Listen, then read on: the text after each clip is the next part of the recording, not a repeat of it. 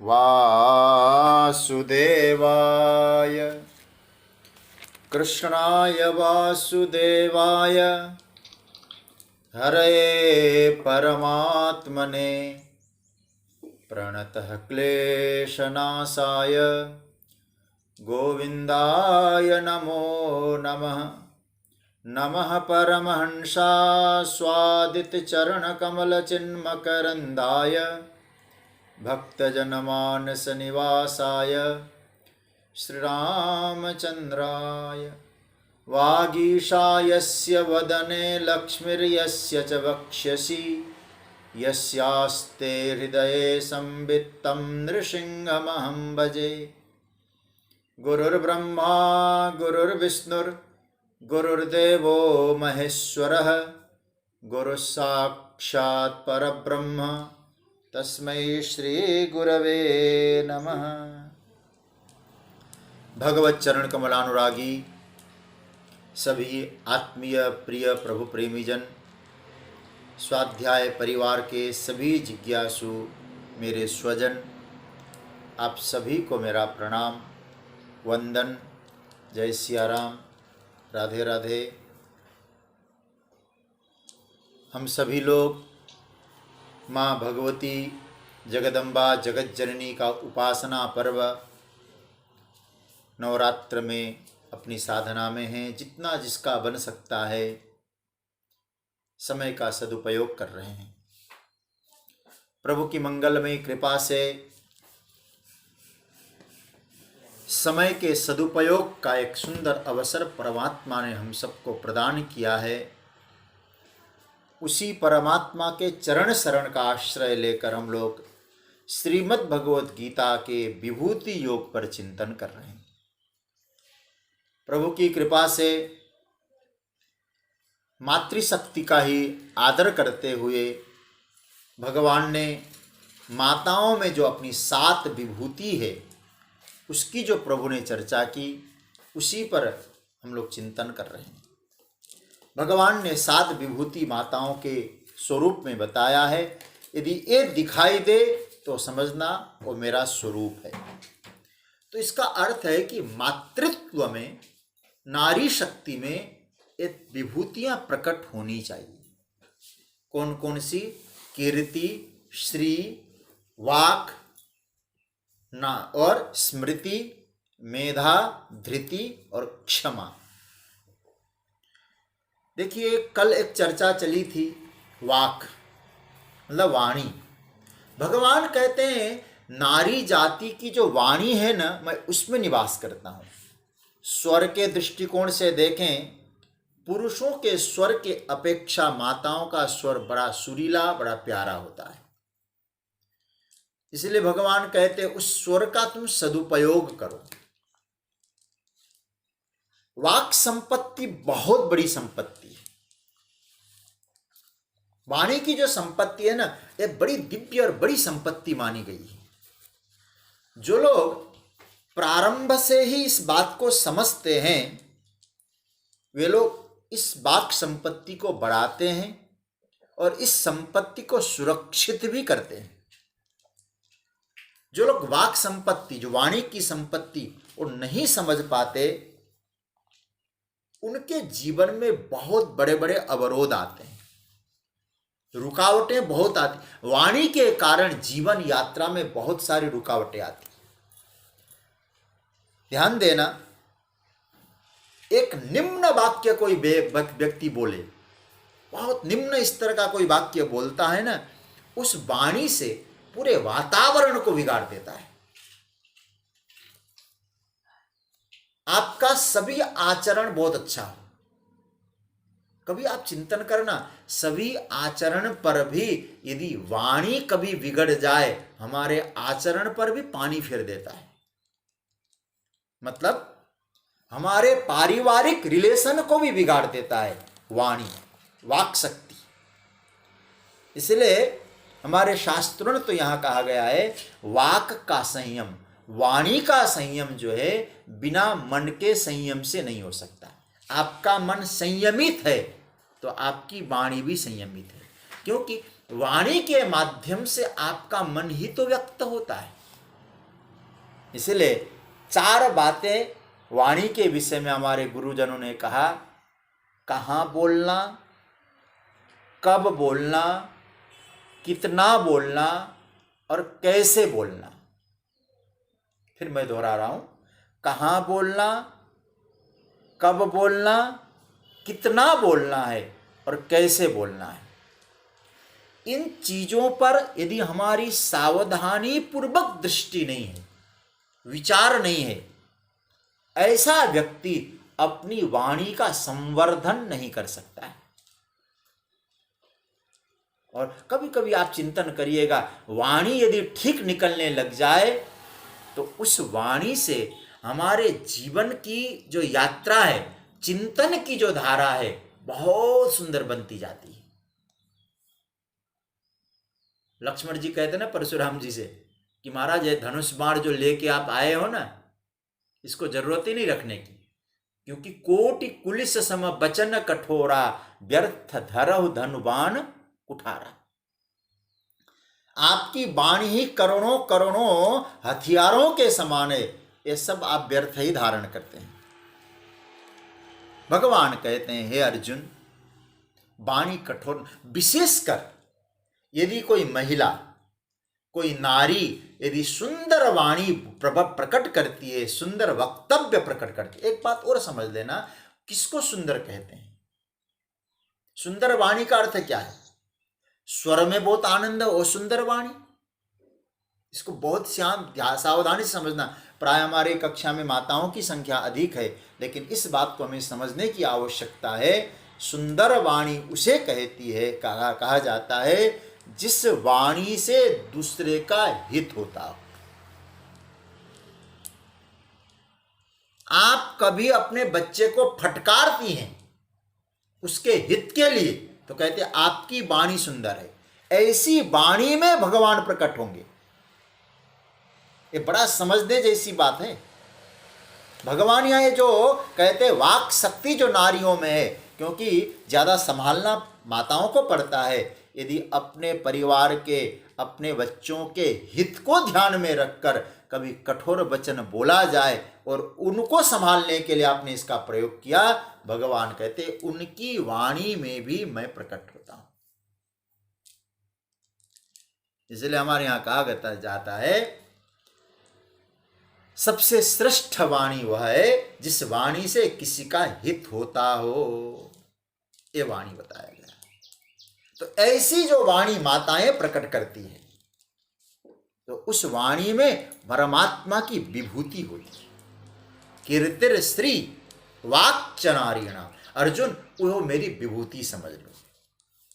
और भगवान कहते हैं स्मृति। स्मृति ये 3 जैसे एक जैसे लगते हैं ना, थोड़ा सा अंतर है। स्मृति, मेधा और धृति। अब आगे भगवान 4 विभूतियों का वर्णन करेंगे। स्मृति, लगता तो है कि स्मृति और मेधा में अंतर क्या है। देखिए, स्मृति का अर्थ होता है आपने जो पुरानी बात जो है आपके मस्तिष्क में है ना, उस पुरानी जो बात आज आपको याद आ जाए। मतलब आपने जो स्मरण किया है, कौन सा स्मरण किया है?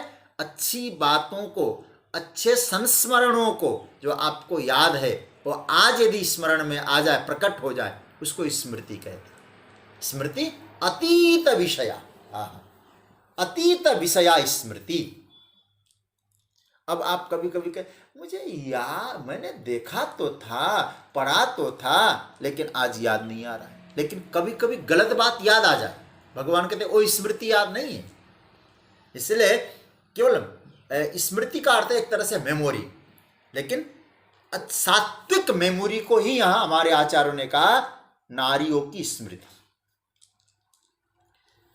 ये तो वैज्ञानिक भी कहते हैं, पुरुषों की अपेक्षा मातृसत्ता में, माताओं में जो मेमोरी पावर है और अधिक है।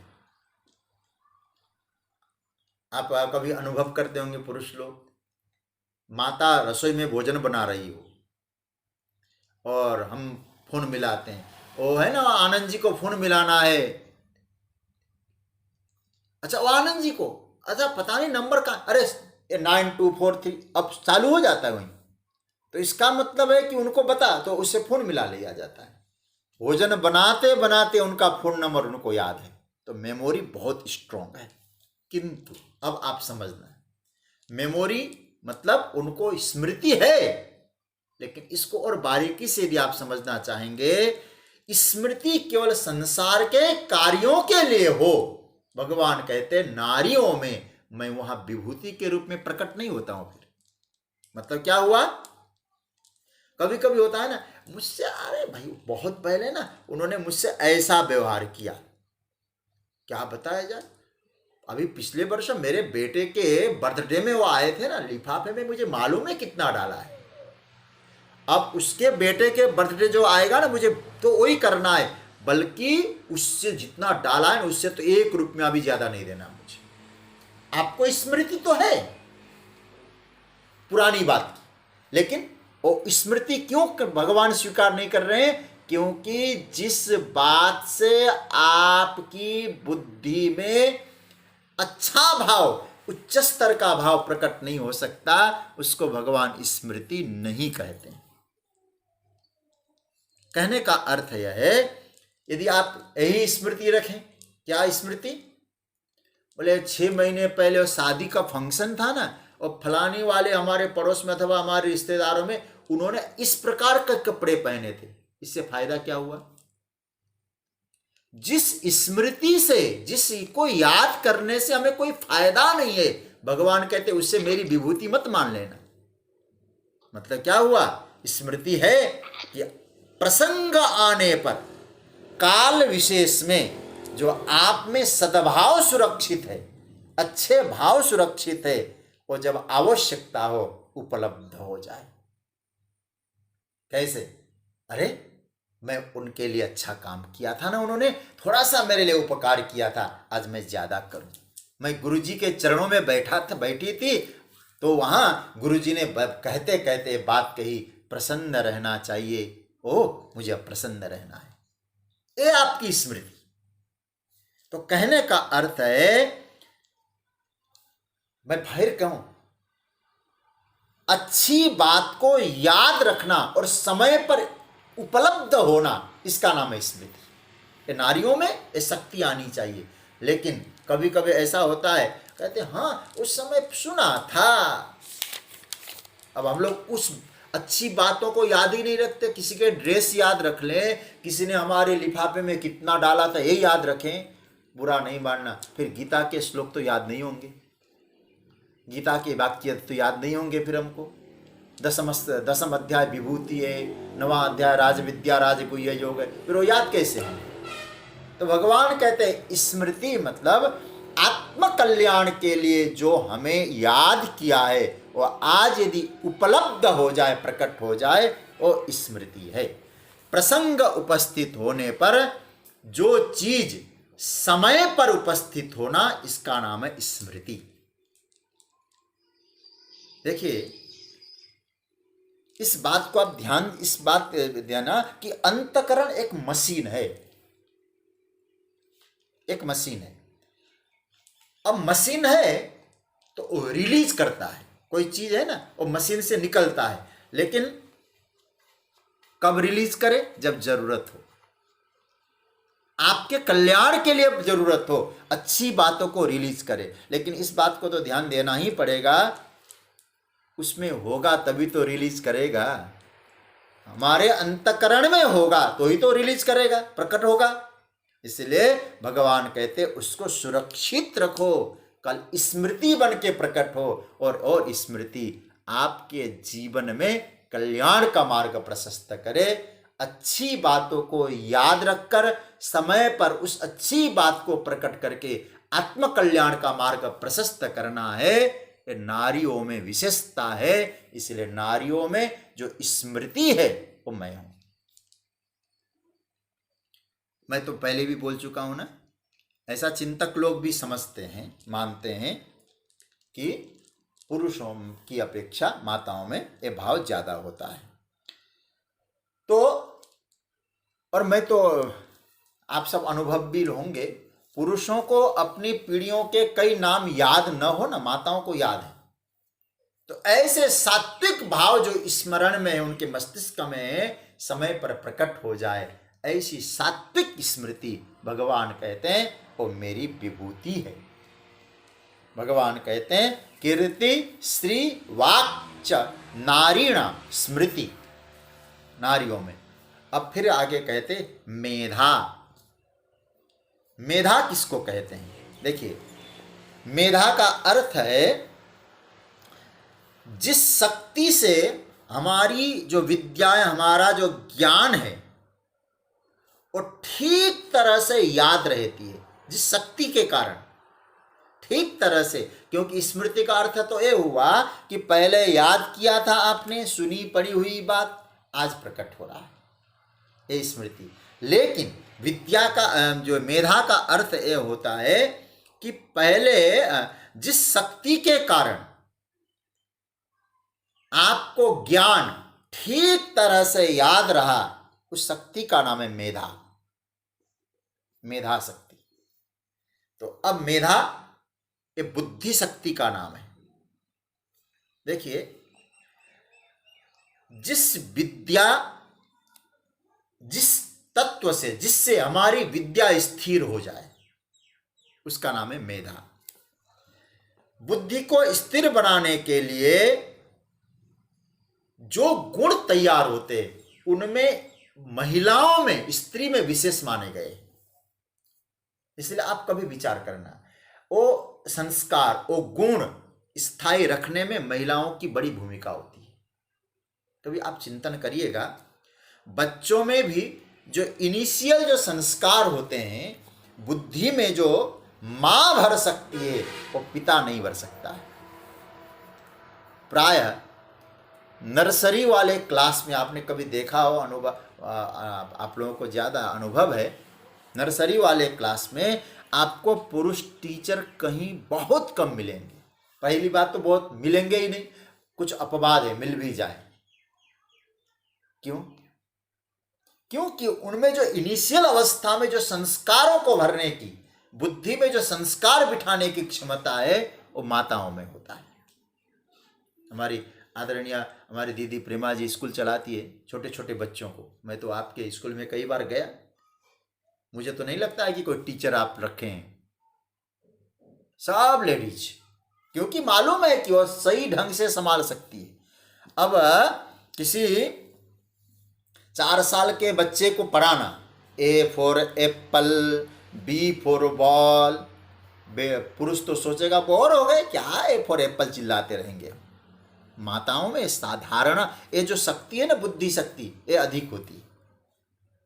तो कहने का अर्थ यह है कि धारण कराने की जो क्षमता है, बुद्धि शक्ति, ये महिलाओं में अधिक पाई जाती है, वो सद्गुण है।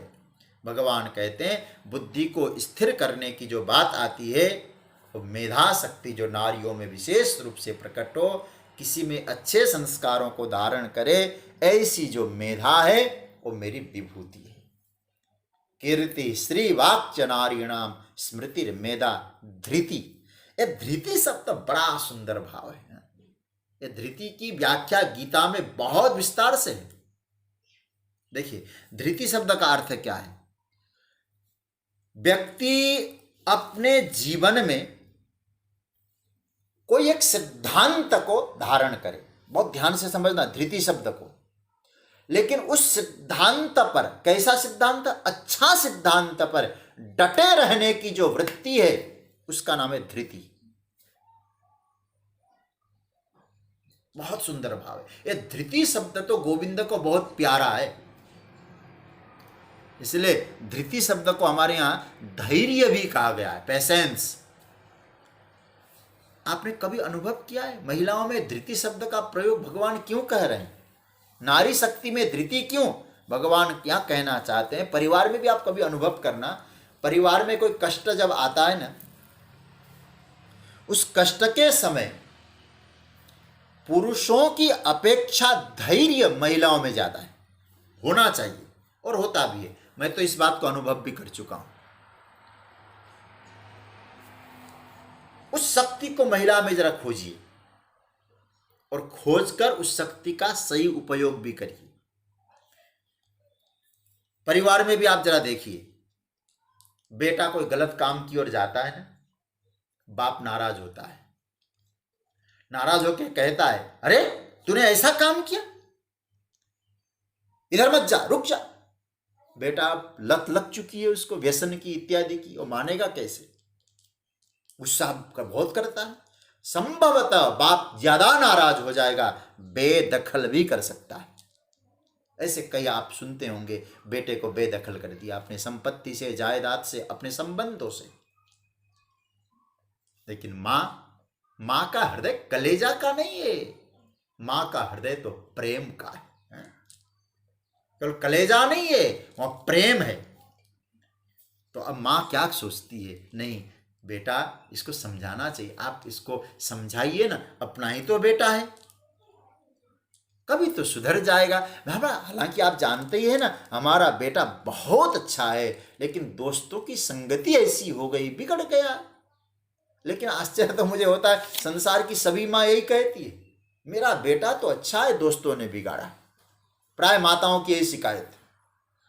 अब पता नहीं कौन सा दोस्त ने बिगाड़ा है, सारी माताएं कहती है मेरा बेटा तो बहुत अच्छा था, दोस्तों के चक्कर में बिगड़ गया।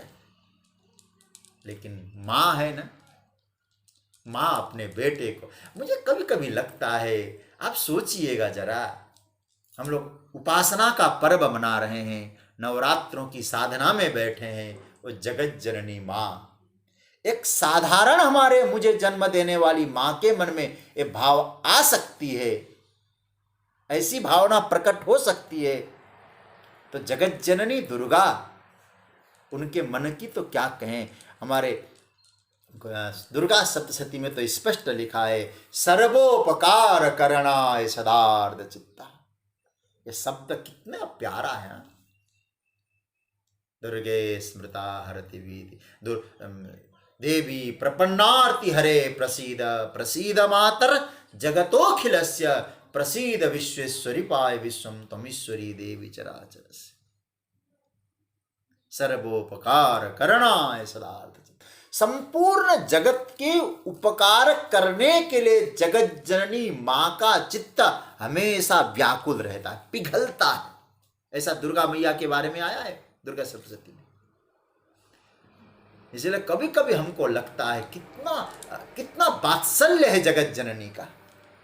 ये जो बलि चढ़ाते हैं ना लोग, मुझे बड़ा आश्चर्य होता है। एक तरफ तुम जगत जननी कहते हो और दूसरी तरफ क्या कर रहे हो, संसार में जब आप मां को जगत जननी कह रहे हो, जगत में जितने बच्चे उन सबकी तो जननी है। क्या जगत जननी को आपने ये कहा क्या, हे मनुष्यों की जननी, हे पुरुषों की जननी, हे ब्राह्मणों की जननी? जगत जननी, जगत में जितने हैं सबकी जननी। तो इसमें पशु भी हो सकते हैं, पक्षी भी हो सकते हैं, सबकी जननी। और हम लोग कर क्या रहे हैं, एक बेटे का वध करके मां के चरणों में डाल रहे हैं और कह रहे हैं मां खुश हो गई बलि देने पर। ये तो ऐसा भ्रम है, एक बेटे ने दूसरे बेटे को मारकर मां के चरणों में डाल दिया और मां से कह दिया तुम खुश हो गई। तेरा भ्रम है, ऐसे मां खुश नहीं होती। कहने का अर्थ है सज्जनों, मां का चित्त पिघलता है हमारे कल्याण के लिए। देखिए, मैं एक छोटी सी बात मुझे स्मरण में आ रही है, ये बड़ा प्यारा धृति शब्द। मां कल्याण की भावना कैसे हो, इस भाव को धारण करती है, उनके कल्याण की भावना दूसरे की। एक बात, नवरात्रों का पवित्र अवसर है, कभी कभी स्मरण में आता है, मां जगत जननी जानकी जी। मैं आपको कहूं, मैं तो संतों के चरणों में बैठकर कुछ चिंतन किया हूं और कुछ छोटी बुद्धि से कुछ आता है तो आपको सुना देता हूं। सीता जी, रावण पर सीता जी ने कृपा की। मेरा दृष्टिकोण आपको यदि पसंद नहीं आए, मेरी बात से असहमत हो तो कोई जरूरी नहीं, आप सहमत हो कोई जरूरी नहीं है, लेकिन जो भाव आ रहा है मैं आपके सामने रख रहा हूं। अच्छा, आप इस बात को तो जानते ही हैं, कभी कभी बाप नाराज हो जाए तो मां क्या कहती है, मां कहती है ना, अरे जैसे उदाहरण के तौर पे मैं आपसे कहूं, मां मार्केट गई, बाप घर में है, और आज बेटे ने कुछ गड़बड़ किया है, तो बाप हो गया नाराज। और उस समय बाप ने क्या कह दिया बेटे को, घर से तू चला जा, तेरा तो मुंह भी देखना नहीं चाहता। कई बाप होते हैं ऐसे, कह दिया और बेटा निकल गया। जो मुख्य द्वार है ना घर में प्रवेश का, वहां बैठ के आंसू पहुंच रहा है, मोती जैसे आंसू निकल रहे उसके। माँ मार्केट से लौट के आई, और मार्केट से जैसे लौट के आई तो बाप बेटे को देखा, बेटा क्या हुआ? बोल नहीं पा रहा है, केवल तुतलाता है, व्याकुल, आंखों में आंसू बरस रहे, आंखों से आंसू बरस रहे। तो माँ उसको पकड़ के ले जाती है। और आप जानते होंगे, बाप कहता क्या कर रहा है, माँ कहती नहीं बेटा है ना, रहने दीजिए ना इसको। तो आप जरा सोचिए, बाप भी माँ के कारण उस पर जो अपराध भी किया होगा तो क्षमा कर देता है। कभी कभी मुझे लगता है जगत जननी है सीता। सीता कैसे जगत जननी? देखो, गीता का प्रसंग चल रहा है, स्मरण में आए तो मैं आपको सुना दूं। जगत जननी जनक सुता जगत जननी जानकी। रामचरितमानस में तो जगत जननी उद्भव स्थिति संहार कारिणीम क्लेशहारिणीम सर्वश्रेयस्करीम सीताम न तो हम राम वल्लभा। जगत जननी है जानकी। तो जगत जननी है तो क्या क्या केवल विभीषण की जननी है, केवल हनुमान जी की जननी है, रावण की जननी नहीं है क्या? रावण की भी जननी है। इसको हम लोग इस तरह से समझें, भगवती जानकी तो रावण का भी कल्याण चाहती। जैसे अब कहा जाए, कभी कभी अब बाप कहता है ना, माँ बाप ने एक और बात को बाप ने कह दिया, बेटा घर मत आना तू। तो माँ क्या कहेगी? भूखा बेटे को। तो बाप माँ कहती है, बेटा एक काम करना। बोले हाँ, जब बाप तेरे घर पे न हो ना, तू आ जाना बेटा, भोजन कर लेना, बस पिता घर पे न हो। मुझे जहां तक लगता है जानकी जी और रावण के बीच में कोई आंतरिक संवाद रहा होगा, क्योंकि भगवान राम तो मानो क्यों आए थे। अध्यात्म रामायण में बड़ा सुंदर भाव है। देखो, कहते हैं कि रावण का वध करना केवल सीता का हरण होने के बाद ही राम जी के मन में आया, नहीं। अध्यात्म रामायण के अनुसार पहले से ही जब वनवास का प्रसंग आता है तो नारद जी आकर स्वयं राम जी को कहते हैं, रावणस्य वधार्थाय जातोसी यदुन रघुनंदन। हे रघुनंदन राम, आप आए क्यों हैं? रावण का वध करने के लिए आए। तो भगवान का अवतार तो रावण का वध था। तो अब जगत जननी है ना, उनका मन पिघलता है। तो मानो रावण ने भी कहा है, जगत पिता कौन है? जगत पिता तो भगवान राम है। और इस बात को रावण जानता है। देखो, आप लोग भक्त हैं तो मेरी बात को कहीं गलत अर्थ में मत ले जाना। क्यों? मैं अध्यात्म पर ही चर्चा कर रहा हूं, अध्यात्म रामायण पर। क्योंकि जब रावण को मालूम पड़ा कि रामावतार हो चुका है, खरदूषण मर गया, तो अध्यात्म रामायण में एक बड़ा प्यारा श्लोक है, इत्थम विचिन्त्याखिल राक्षसेन्द्रो रामम विदित्वा परमेश्वरम हरिम विरोध बुद्ध्यैव हरिम प्रयामी द्रुतम न भक्त्या भगवान प्रसीदेत। इसका अर्थ क्या है? इत्थम विचिन्त्या, ऐसे सोचने लगा। कौन? रावण। रामम विदित्वा, भगवान राम तो परमेश्वर है, हरि है, मेरे कल्याण के लिए आए। लेकिन अब कल्याण कैसे हो? अब मैं विरोध करूंगा। ये रावण जानता है मेरे भगवान है, लेकिन नाराज हैं। अब नाराज है तो अब करें क्या भाई? तो और जैसे बालक है ना, जब बाप नाराज है तो माँ के पास जाता है, माँ से कहता है, माँ मैं क्या करूं? तो माँ क्या कहती उस समय? माँ कहती ना, बेटा जब पिता तुम्हारे घर पे न हो तुम आ जाना। मुझे लगता है, फिर कह दो आप लोग असहमत हो तो कोई बात नहीं, शायद ये हो सकता है। रावण ने भी कहा है माँ को, माँ मेरा कल्याण कैसे होगा? तो माँ ने कहा, बेटा एक काम कर, जब बाप न हो तब आना।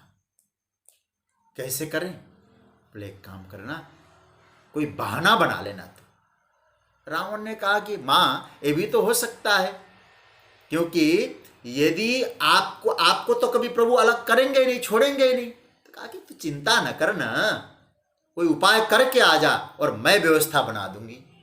बस तेरे कल्याण करना है, भले कैसा भी करना पड़े। अब आप जरा सोचिएगा इस विषय पे। उसी वक्त मारीच स्वर्ण मृग बन के आया। अब आप थोड़ा सा चिंतन करना, अयोध्या के वैभव को ठुकरा के आई हूं, जनक जी की ऐसी दिव्य पुत्री, क्या एक सोने के मृग को, सुवर्ण को पाने के लिए जानकी जी राम जी को भेजती है और ये भी कहती है इसको मारिए।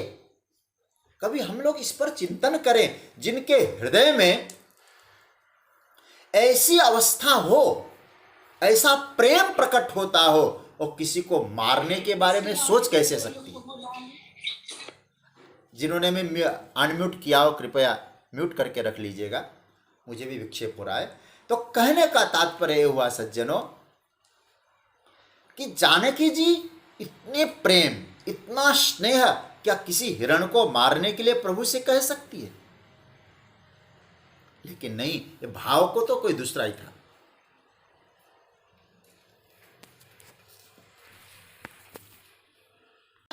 कि रावण के, जानकी जी कल्याण करना चाहती प्रभु रावण की, तो उसने क्या कहा, आप मारिए इसको।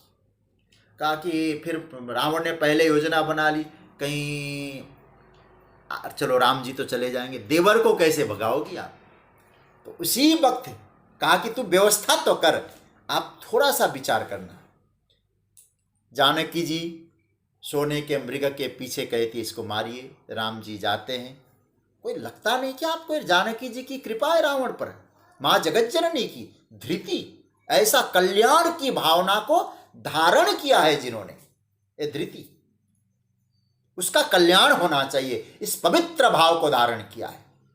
अब उसके बाद राम जी चले गए, लक्ष्मण जी नहीं जाते, मना करते हैं। और यहाँ एक बहुत सुंदर भाव है। अब सीता जी को जान, राम जी भी समझ गए, ओ मतलब ये लीला है इनकी। और इसीलिए एक सूत्र बहुत अच्छा आया रामचरितमानस में, अरण्य कांड में, मर्म बचन जब सीता बोला, हरि प्रेरित लक्ष्मण मन डोला। मर्म वचन, बहुत मर्म वचन बोली है जानकी जी, वो बोल नहीं सकती थी ऐसी बात, लेकिन हरि प्रेरित। अब जो देखिएगा यहाँ सब तक पकड़ लीजिएगा, राम जी के द्वारा प्रेरित हुई, लक्ष्मण बन डोला। सीता बोली नहीं, सीता से बुलवाया, सीता बोला, क्या कहा जाए। हा? अब दूसरा एक भाव और, आप ये जानते हैं कि नहीं, जानकी जी को कोई व्यक्ति जानकी जी की इच्छा के बिना स्पर्श करता था, वो भस्म हो जाता था। रावण भस्म क्यों नहीं हुआ फिर? जानकी जी को स्पर्श करके जो है रथ पे बिठाता है, विमान पे बिठाता है, क्यों नहीं हुआ भस्म? क्योंकि जानकी जी का चित्त करुणा से भरा हुआ है। उद्भव स्थिति संहारा कारिणीम क्लेशारिणीम, करुणामयी मेरी माँ है, तो माँ के मन में आया एनी हाउ मुझे इसका कल्याण करना है, और कल्याण करने के लिए भले ही कुछ भी करना पड़े। जानकी जी तो इसलिए मुझे कभी कभी लगता है कि धैर्य की मूर्ति है, धृति इसमें है। इनमें जरा विचार करिए, कैसी लंका में रहना, फिर भी धीरज। कहने का अर्थ यह है सज्जनों, मां नारी जाति में ये जो धृति है ना, धृति शब्द का फिर आपसे कहूं, जो कोई चीज आपने धारण किया, उस धारण करने का भाव आपको विचलित न कर दे। मतलब रावण के कल्याण करने के भाव भी कुछ परिस्थितियां विचलित न कर दे, मुझे रावण का कल्याण करना है। आपने जो धारण किया ऐसा भाव, वो धृति है। आपने सोचा कि मुझे इसका कल्याण करना है, परिस्थिति कैसी भी आए आपको करना है, आप में है। जैसे कोई छोटा सा बालक है ना, वो कहता है कि मैं दूध नहीं पीऊंगा, लेकिन मां के मन में उस बालक के कल्याण की भावना छिपी है। तो मां क्या कहती है, भले ही बालक कुछ भी करे, किसी तरह से बहाना बना के दूध पिलाती है। क्यों? एक कल्याण की भावना उसमें छिपी है, ये धारण किया उस कल्याण की भाव को। भगवान कहते माताओं में दूसरे के कल्याण की भावना को धारण किया है जिन्होंने, इस धृति को, धृति मेरी विभूति है। अभी आप सोचिएगा, ऐसी कल्याण की भावना, ऐसा धैर्य यदि नारी खो दे, आप सोचिएगा परिवार टूट जाते हैं। कभी आपने विचार किया, जहां जहां प्रॉब्लम्स है, जहां जहां दिक्कतें हैं, एक बात वहां जरूर हुई आपको मिलेगी, नारियों ने धैर्य खो दिया है, धृति खो दिया है। और महिला जिस परिवार में मजबूत है, उसकी मनस्थिति मजबूत है, धृति है कल्याण की भावना की, याद रखिएगा वो विपत्ति की दरिया को पार कर जाएगा। इसलिए यह धृति शब्द बड़ा प्यारा शब्द है। हमारे यहाँ जो धर्म के लक्षण है ना, मनु जी ने कहा है 10 लक्षण धर्म के, उसमें धृति शब्द पहले आया है। धृति क्षमा दमोस्तेयम शौचमिंद्रिय निग्रह धीर विद्धार विद्या सत्यम क्रोध दशकम धर्म लक्षण। मनुस्मृति में 10 धर्म के लक्षण गिनाए, उसमें पहला लक्षण है धृति। तो और मैं आपको कहूं, आप लोग गीता पढ़ रहे हैं, आज भी से मैं बता दूं, गीता में धृति पर बहुत बल दिया है गोविंद ने। इसलिए जगतगुरु शंकराचार्य भी इस धृति का अर्थ कहते हैं धारणा शक्ति। ये धारणा शक्ति ये महिलाओं में ज्यादा है। देखिए धृति जो है अंतःकरण का सामर्थ्य है, जिस सामर्थ्य को वो छोड़ती नहीं, धारण किया हुआ है सामर्थ्य को। देखिए धारण करके रखती है वो धृति, छोड़ती नहीं है। लेकिन अब आप उस धृति को कैसे कहेंगे? देखिए कई प्रकार की धृति होती है ना।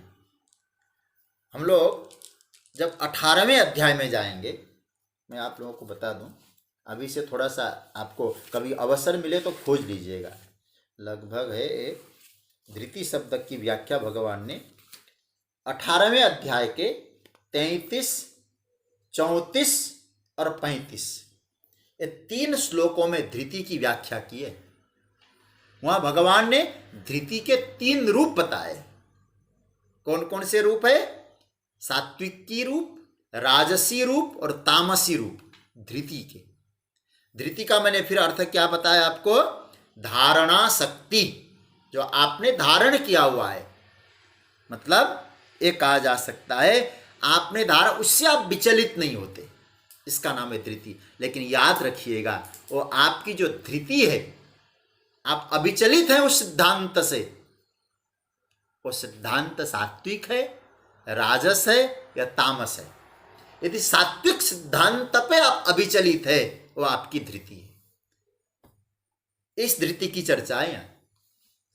कीर्ति श्रीवाक्च नारीणाम स्मृतिर मेधा धृति, वो धृति वो है सात्विक सिद्धांत। देखिए कई बार ऐसा होता है, जो तामसी वृत्ति होती है ना,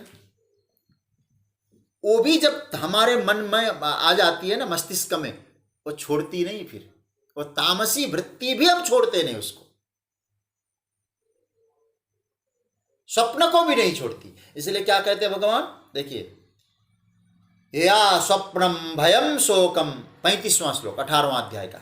यया स्वप्नम भयम शोकम विषादम मदमेव च न विमुंचति दुर्मेधा धृतिसा पार्थ तामसी। क्या भाव है देखिए जरा।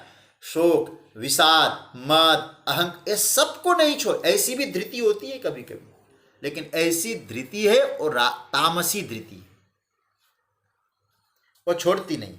धृति वह अंतकरण का सामर्थ्य है जो छोड़ती नहीं है महाराज, पकड़ के रखती है, धारण करती है। और कभी कभी आपने विचार किया है क्या, ऐसी धृति होती है जो दुश्मनी को भी नहीं छोड़ती। किसी से दुश्मनी हो जाए उसे भी नहीं छोड़ती। ये नहीं कि उसने वेद शास्त्र के सिद्धांत को नहीं छोड़ा, वेद शास्त्र के सिद्धांत तो याद नहीं रहे, धारण नहीं किया, लेकिन ऐसी धृति होती है उसने दुश्मनी को भी धारण किया हुआ है। यदि अच्छा, ये क्या है, ये अंतकरण राजसी है, तो यदि हमारा अंतकरण सात्विक है, राजसी है, तामसी है, कैसा है? यदि अंतकरण राजसी है तो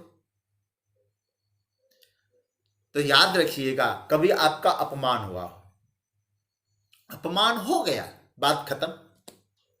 लेकिन अपमान होने की जो वृत्ति है ना, उसको धारण कर लिया है और सब भूल गया। उसने जो अपमान किया है वो नहीं भूले, वो भी तो धृति है, राजसी धृति। अब याद रखना इस विषय में, उस अपमान को हमेशा महसूस करता रहता है। हाँ, ये धृति सब में अलग अलग है, बात और है। धृति को और अच्छी तरह समझना। मैं आपको एक प्रसंग सुनाता हूँ। धृति शब्द कहाँ है? ये बड़ा सुंदर भाव है, इसलिए मैं इसको विस्तार में ले जाऊंगा। ध्रुव जी के चरित्र को यदि आप पढ़ें, ध्रुव जी क्षत्रिय बालक है और ध्रुव जी के जीवन में एक अभाव आया। बहुत समझाने का प्रयास किया नारद जी ने। जब ध्रुव जी जा रहे थे, सुरुचि के वचनों को लेकर ध्रुव जी कुछ दुखी हुए और दुखी होकर जब चलने लगे तो आप जानते हैं, देवर्षि नारद ने पहले पूछा तुम जा क्यों रहे हो, तो उन्होंने सब बातें बता दी, ऐसा ऐसा हुआ इसलिए मैं जा रहा हूँ। नारद जी ने बहुत समझाया, नहीं वापस चले जाओ, वन की ओर मत जाओ। और क्या कहते हैं ध्रुव जी, महाराज एक बात मैं आपसे कहूँ, आपने जो कहा है ना मेरे लिए, और बिल्कुल सटीक है, सुंदर है, मैं मानता हूँ। और ये उपदेश आपका अशास्त्रीय मैं नहीं मानता, बिल्कुल शास्त्रीय है। लेकिन आपको एक बात मैं आपसे कहूँ, मेरे पास एक स्वभाव है। कैसा स्वभाव? घोर क्षत्रिय का स्वभाव है। ध्रुव जी जैसे बालक कह रहे हैं, धृति को जरा समझना, ध्रुव जी जैसे बालक कह रहे हैं ऐसा स्वभाव है। उस स्वभाव के कारण सुरुचि के जो कटु वचन है वो मुझसे छूटते नहीं। ये ध्रुव जी स्वयं कहते हैं। अथापि में विनीतस्य छत्रम घोरमुपेयुषः सुरुच्या दुर्वचोर्बाणिर न भिन्ने श्रयते हृदि। क्या कहते हैं महाराज, ये सुरुचि के व्यंग बाण अभी भी मैंने धारण किया है। क्यों? मैं क्षत्रिय हूं, राजसी वृत्ति है मुझ में, मुझसे निकलते ही नहीं कि सुरुचि ने मेरा अपमान किया है। सज्जनों ध्यान से समझना इस बात को। क्या कहते ध्रुव जी? और आगे तो क्या बोलूं, कहते ये जो अपमान की ज्वाला तब शांत होगी जब मुझे परम पद की प्राप्ति होगी। ऐसा परम पद हमारे परिवार में आज तक किसी को मिला नहीं होगा। अब आप जरा सोचिए, धारण तो किया है ना, इस अपमान को धारण किया है, अपमान का विस्मरण नहीं हुआ है, शत्रु वृत्ति का त्याग नहीं कर पाना, उसको रखे रहना, ये भी वृत्ति है। लेकिन याद रखना, ये भी धृति है, लेकिन वो सात्विक धृति नहीं है। शत्रु वृत्ति का त्याग न कर पाना एक प्रकार का अंतकरण, वो अंतकरण विवश है व्यक्ति, उस अंतकरण के माध्यम से जीवन भर उसको पकड़े रखता है। ये उसकी धृति है, ये राजसी धृति है। थोड़ा सा आप चिंतन करिएगा सज्जनों। अंतकरण का जो स्वभाव है प्राय वायु जैसा होता है। वह गंध को ग्रहण भी करता है और गंध को छोड़ता भी है। इसलिए कई बार लोग कहते हैं ना, रात गई तो बात गई। लेकिन ये जो मुहावरा है, ये कहावत है, ये सबके लिए सच नहीं बैठ पाता। मैं कितने उदाहरण मेरे दिमाग में आ रहे हैं। भीम के पास ये वृत्ति थी कि एक दिन मैं दुशासन के भुजाओं को तोड़ूंगा, लहू पीऊंगा। आप सोचिएगा, 13 वर्ष, 12 वर्ष वनवास, 1 वर्ष अज्ञातवास, 13 वर्ष की अवधि में भी भीम में ये जो धृति है ना, धारण किया कि नहीं किया। तो भगवान कहते हैं इस प्रकार की जो धृति है ये रहती है, लेकिन मैं जिस धृति की चर्चा कर रहा हूं महिलाओं में, माताओं में, ये दुश्मनी वाली धृति नहीं है, स्वप्न वाली धृति नहीं है। धारण तो किया है, आज से इतने दिन पहले स्वप्न देखा और आपने उसको धारण किया, अरे ऐसा हुआ, किसी से दुश्मनी हो गई, ये अभाव आ गया, उसको आपने छोड़ा नहीं, धारण किया। माताओं में ऐसी धृति न हो। कैसी धृति होनी चाहिए? भगवान कहते सात्विक धृति हो, उसमें मैं रहता हूं। और सात्विक धृति क्या है, अब आप इसको ध्यान देना। और गीता का जो सात्विक धृति की बात मैं आपसे कहूं, 33वां श्लोक 18वें अध्याय का भगवान क्या कहते? धृत्या यया धारयते मनः प्राणेन्द्रिय क्रिया योगेना व्यभिचारिण्या धृति सा पार्थ सात्विकी। बलिहारी गोविंद बलिहारी, बहुत सुंदर भाव है। भगवान कहते हैं ये है सात्विक धृति। अभ्यभिचारिणी धृति, अभ्यभिचारिणी, अभ्यभिचारिणी धृति के द्वारा मनुष्य मन प्राण इंद्रियों की क्रियाओं को धारण करता है। अव्यभिचारिणी धृति, व्यभिचारिणी नहीं, किसी की दुश्मनी वाली धृति नहीं, तो कहे ऐसी धृति का नाम है सात्विकी धृति। यह है धृति का स्वरूप। यह सात्विकी धृति आई कहां से महाराज? भगवान कहते योगे ना व्यभिचारिण्या। माताएं ध्यान से समझना, ये आपके जीवन में सात्विक धृति, किसी के कल्याण करने की जो भावना है ना, वो भावना आप में आई और उस धृति से, उस भावना से आप विचलित नहीं है, आपने धारण किया है। भले ही मेरा अपहरण कर रहा हो रावण, लेकिन उसके कल्याण के बारे में सोचो। बहुत समझ लेना इस बात को। वो सात्विक की धृति मतलब अव्यभिचारिण्या, मतलब आपका स्वभाव ऐसा। कहां से आई वो धृति? आपकी योग से, आपकी साधना से, आपकी तपस्या से, आपके स्वाध्याय से। इस प्रकार से वो धृति का आगमन हुआ है। और कभी कभी ऐसी धृति नहीं भी आती, दूसरे के अकल्याण की भावना सोचती रहती और वो धृति भी नहीं निकलती। भगवान कहते ऐसी धृति नारियों में मैं नहीं हूं। फिर कैसी धृति? ऐसी धृति जिस महिला में दिखाई दे। कैसी धृति? अव्यभिचारिण्या। उसका अर्थ है स्थिरता, कंसिस्टेंसी, एकदम स्थिरता वाली, स्थैर्य वाली। बस रख दिया मैंने, कल्याण की भावना को धारण किया और उसको स्थिरता प्रदान की, उसका नाम है धृति। कभी कभी मूड आया तो मान लिया, मूड गया तो नहीं। ए मूड़ी वाली धृति नहीं है, स्थिरता, कंसिस्टेंसी जिसको बोला जा सकता है, ऐसी वृत्ति। सद्विचारों को धारण करने वाली जो सात्विक धृति है ना अर्जुन, वो मेरी विभूति है, धृति। तो ये धृति शब्द आपको समझ में भी आया होगा। धृति का तात्पर्य है दूसरे के कल्याण को धारण करने वाला जो सिद्धांत है, उस सिद्धांत को अविचलित भाव से आपने धारण किया है, रखा है, उसका नाम है धृति। ये माताओं में होना चाहिए। जैसे मैंने दुर्गा का भी उदाहरण दिया, सीता का उदाहरण दिया। ऐसा नहीं कि आप भजन भी करो और दूसरे के अपकार की भी सोचो। आप सिद्धांततः सात्विक वृत्ति रखो और उससे विचलित न हो। ये धृति है और माताओं में धृति रहती है। और ऐसी धृति जिनमें हो, भगवान कहते हो माताओं में मेरी विभूति है। भगवान फिर अब 7वां अंतिम, क्षमा। क्षमा शब्द को जगतगुरु शंकराचार्य भगवान ने तो अपने भाष्य में लिखा, अविचलित चित्त, मतलब क्षमा। ये माताओं में बहुत बड़ी संपत्ति है। अवसर मिलने पर भी, अपमान आदि का अवसर होने पर भी अंतकरण विकार रहित हो जाए, उसका नाम है क्षमा। क्षमा। आहा।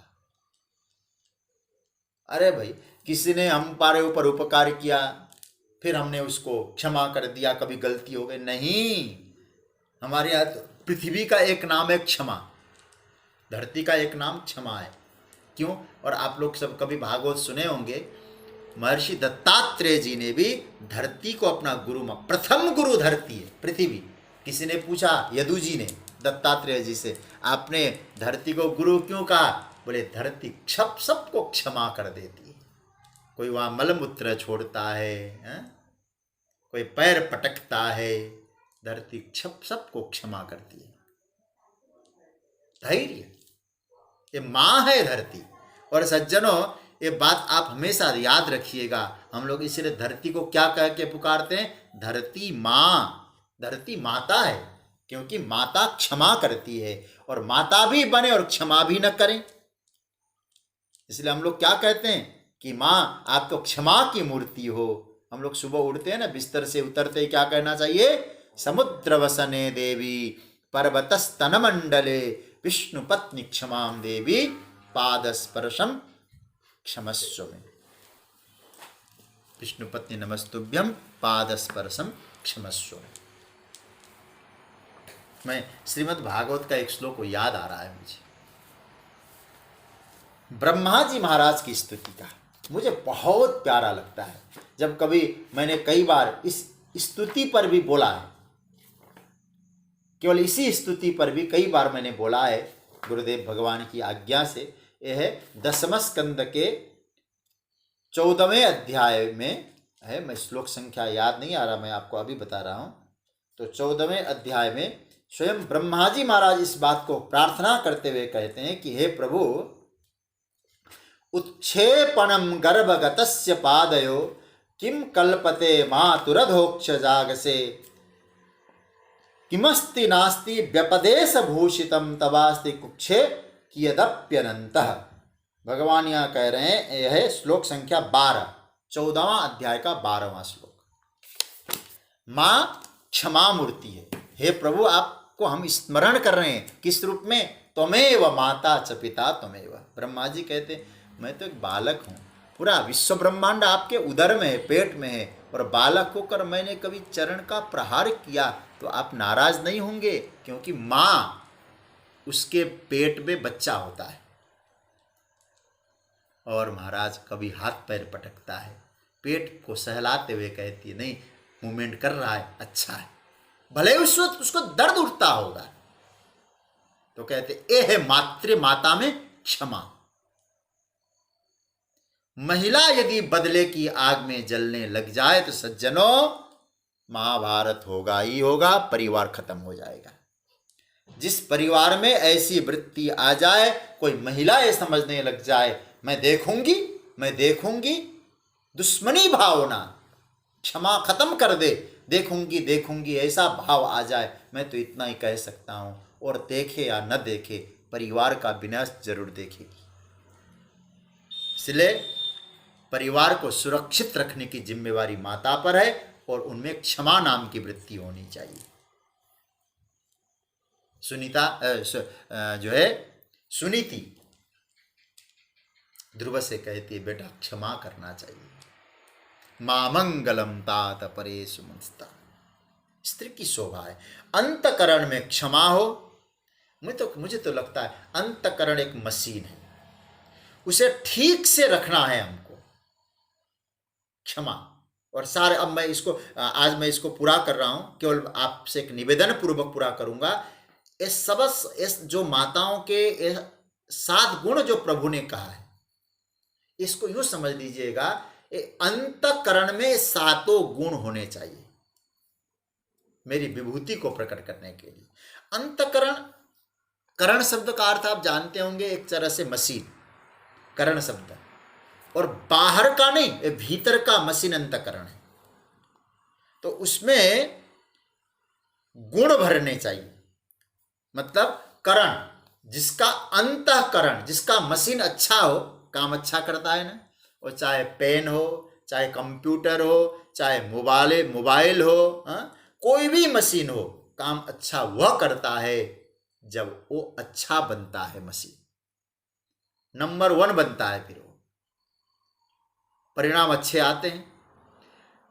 तो अंतःकरण रूपी मशीन में, अंतःकरण रूपी पात्र में हमने फीचर्स कैसे डाल रखे हैं, कैसे रूप डाल रखे हैं। भगवान कहना चाहते हैं, हे माताएं, आपका जो अंतःकरण है ना, बहुत सुंदर एक पात्र है, उस पात्र में 7 गुण डाल दो। कीर्ति, श्री, वाक, स्मृति, मेधा, धृति, क्षमा। ये ऐसा पात्र है माताएं आपके अंतःकरण को में, और इस अंतःकरण रूपी पात्र में ये आप सारे सद्गुण डाल देंगे तो मैं वहां से प्रकट होने लग जाऊंगा। फिर आपको मुझे खोजने के लिए बाहर नहीं जाना पड़ेगा, तुम्हारे अंतःकरण में मैं रहूंगा। और कहा जाता है ना, कहाँ खोजें, जब जरा गर्दन झुकाई देख ली। मशीन अच्छा है, लेकिन फीचर्स अच्छा डालिएगा, इसको सेफ रखिएगा। जगत गुरु शंकराचार्य भगवान बहुत सुंदर भाव देते हैं। इस प्रसंग को पूरा करते हुए ध्यान से सुनिएगा इस भाव को। ये पंक्ति में आपसे कहूं, अहमस्मि।